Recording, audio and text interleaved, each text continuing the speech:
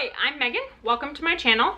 Today I'm going to be talking about one of the challenges that I'm hoping to do in the new year, and that is to read 3 books from each of 25 different genres. So I'm not going to go through every single book that I'm hoping to read, in part because I have not chosen all of the books, but I will go through all 25 genres and then one book that I think would be good for each of the genres. If you have any additional suggestions for other books I should read in each of these genres, I would love to hear from you. Feel free to comment them down below.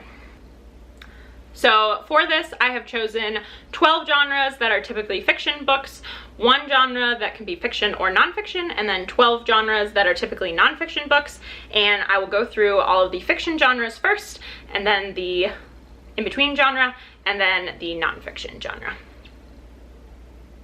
The other thing is that I usually like to go into my books knowing relatively little, so I will go through a little bit of an understanding that I have of what the books are about, but I won't be going into any details about any of the books because I do not know any details.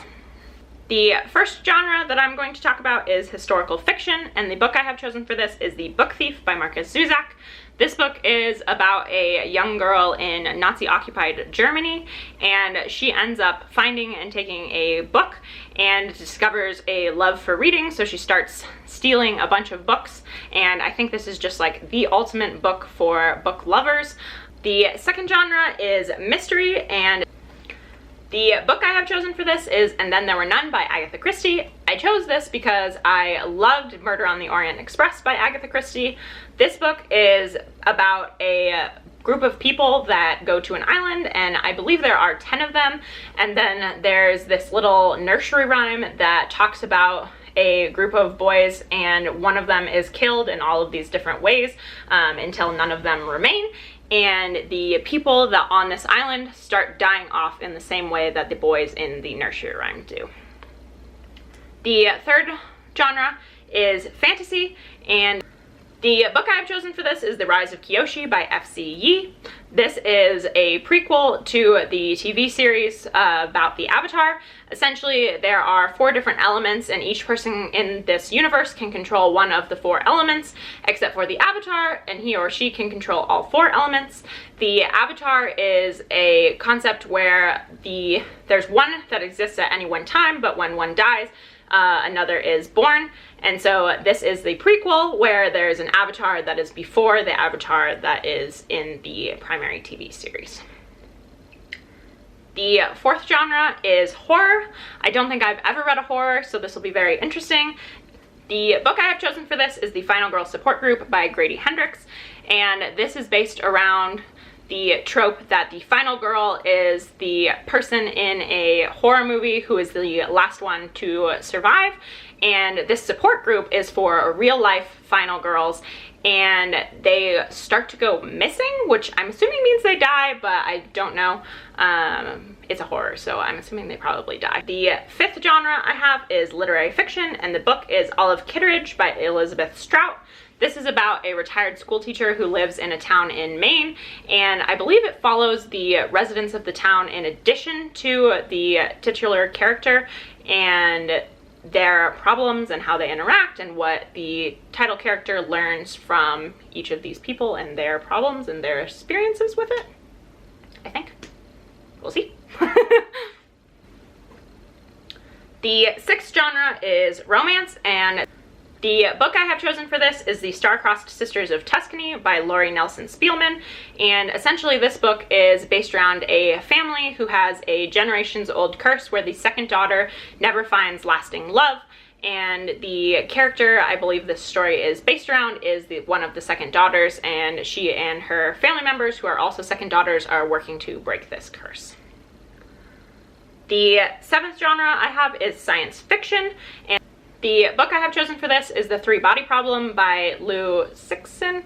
I hope I didn't butcher that name. I apologize if I did.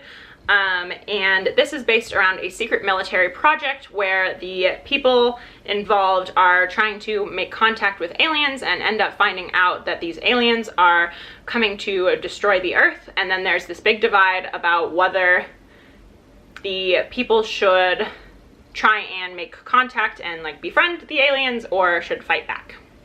The eighth genre I have picked is thriller, And this book is one that is very popular and is everywhere right now, and that is Verity by Colleen Hoover.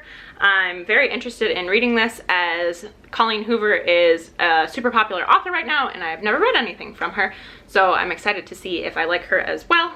The basic premise of this book is that an author has been injured, and so another author has been hired to take her place and ends up discovering all of these secret skeletons that she has in the closet. I don't mean literal skeletons, I mean figurative skeletons. Okay.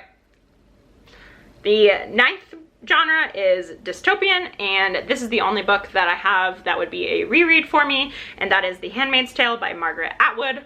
I read this book in high school, but I'm interested to look at it from an adult lens and see if my opinions on the book have changed.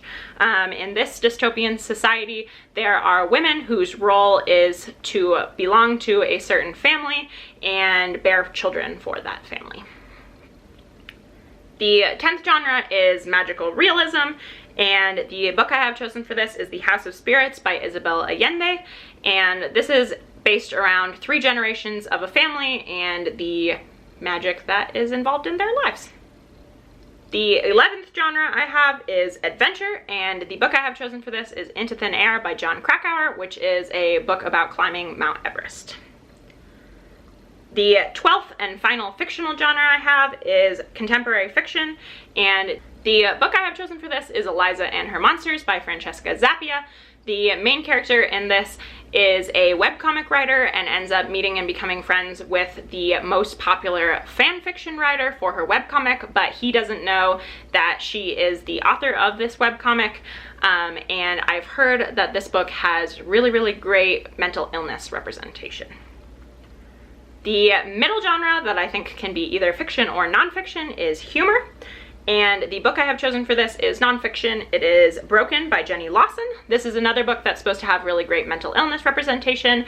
It's essentially about the author's struggles with depression and anxiety, and it is written in a comedic format. I'm really interested in seeing how the author portrays her depression and anxiety in a comedic way. Okay, moving on to the nonfiction genres. The 14th genre that I have picked is philosophy, and the book I have chosen for this is The Life You Can Save by Peter Singer. This is a book about what you can do to contribute to charity for other people, both in your community and also in the world.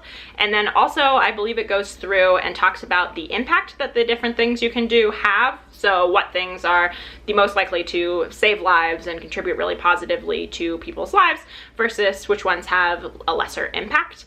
I think this book will be very, very interesting and very up my alley. I loved his short story collection, Ethics in the Real World. The 15th genre I have is religion, and part of what I am planning on doing this year is reading a religious text and a scripture associated with each of the 12 major religions in the 12 months. And so I just picked one of the 12 religions to talk about, and that happens to be Christianity. So the book I chose for this is Mere Christianity by C.S. Lewis. And this is a very popular book in the Christian community that talks about the principles of the religion and how they interact with one another and the world, and how they cross between different denominations of Christianity. The 16th genre I have is biography, and this genre specifically is a biography that is not written by the person who the biography is about, aka it is not an autobiography. So the book I have chosen for this is Alexander Hamilton by Ron Chernow. I chose this because I adore the Hamilton musical, and I thought it would be really interesting to read the book that it's based on. For those that are unfamiliar with the story, Alexander Hamilton is one of the founding fathers of the United States, and this is the story of his life. The 17th genre I have is memoir, and the book I have chosen for this is Fun Home by Alison Bechdel, which talks about the struggles that the author had growing up, specifically in her relationship with her father and in regards to her sexuality. The 18th genre I have is history, and The book I have chosen for this is Sapiens by Yuval Noah Harari, and this is a book about the history of Homo sapiens, or in other words, humans of modern day, and this talks about the different components of our development over time, whether that's biology or anthropology or economics or just all of them wrapped into one, and how we turned into the species that we are today. The 19th genre is self-help, and the book I have chosen for this is another one that is very popular right now, and that is Atomic Habits by James Clear.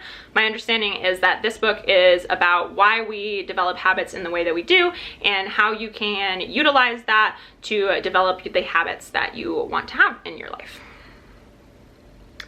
The 20th genre that I have is true crime, and the book I have chosen for this is Sole Survivor by Holly Dunn. This is a book about the only woman who escaped from a famous serial killer known as the Railroad Killer, and I chose this because I actually know someone who served on the jury for this trial, and I thought it would be really interesting to learn more about it. The 21st genre is psychology, and the book I have chosen for this is Uniquely Human by Barry M. Prisant. This is a book about autism, and it talks about why autistic people have the behaviors that they do and how different therapies can help them to be successful in modern day society.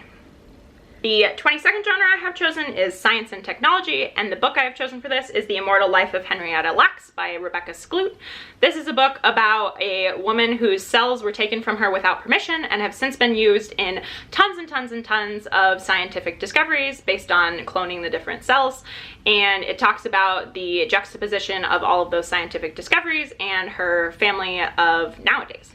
The 23rd genre I have is health, and the book I have chosen for this is The China Study by T. Colin Campbell. I believe this is the biggest study on diet and nutrition that has ever been done, and this book goes through the different discoveries that were made based on the findings of this study.